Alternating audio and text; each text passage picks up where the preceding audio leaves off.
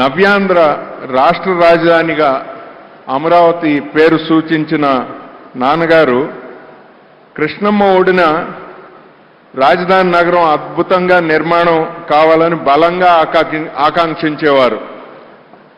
ఆ శంకుస్థాపనకు కూడా గౌరవ చంద్రబాబు నాయుడు గారి ఆహ్వానంపై వచ్చి ఆయన ఆనందం పంచుకున్నారు.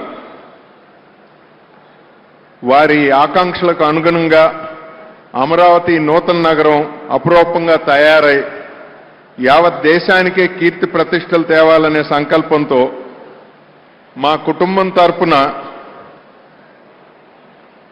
10 కోట్ల రూపాయలు విరాళంగా అందజేస్తున్నాం.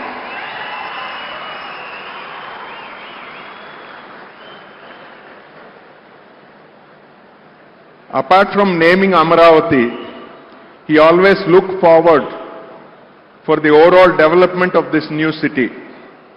As a token gesture of the family for the continuance of his vision for this megapolis in the making, Amaravati, we are happy to present a check for rupees 10 crores to be used for the development of the city.